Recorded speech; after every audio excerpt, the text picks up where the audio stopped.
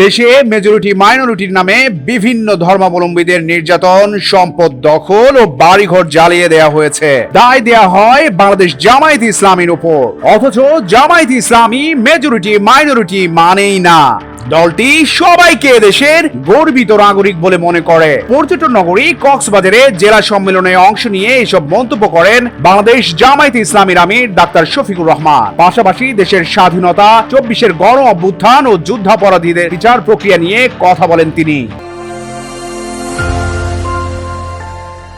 দীর্ঘ 1.5 দশক পর কক্সবাজারে বাংলাদেশ জামায়াতে ইসলামীর জেলা সম্মেলন অনুষ্ঠিত হয়েছে। শনিবার কক্সবাজার সরকারি কলেজ মাঠে এই সম্মেলন অনুষ্ঠিত হয়। কক্সবাজার জেলা জামায়াতে ইসলামের আমির অধ্যক্ষ নূর মোহাম্মদ আনোয়ারীর সভাপতিত্বে অনুষ্ঠানের প্রধান অতিথি ছিলেন দলটির কেন্দ্রীয় আমির ডাক্তার শফিকুর রহমান। তিনি বলেন, সমাজের মধ্যে সংখ্যাগুরু সংখ্যালঘুর কথা বলে যুদ্ধ লাগিয়ে রাখা হয়েছিল।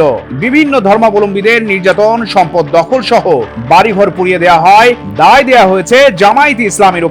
সংখ্যালঘুদের উপর হামলায় জামায়াতে ইসলামীর কোনো হাত নেই বলে মন্তব্য করেন ডাক্তার শফিকুর রহমান। পাশাপাশি স্বাধীনতা অর্জনের পর দেশের মানুষের প্রত্যাশা পূরণ হয়নি বলেও মন্তব্য করেন তিনি। যুদ্ধাপরাধীদের বিচার প্রক্রিয়া নিয়ে জামায়াতে ইসলামীর আমির ডাক্তার শফিকুর রহমান বলেন, অবিচারের শিকার হয়ে জামায়াতের 11 জন শীর্ষ নেতা দুনিয়া থেকে বিদায় নিয়েছেন। বিচারের নামে ঠান্ডা মাথায় তাদের হত্যা করা হয়েছে। এই বিচার প্রক্রিয়ায় জড়িতদের পাশাপাশি 24-এর গণহত্যার বিচার দাবি করেন তিনি।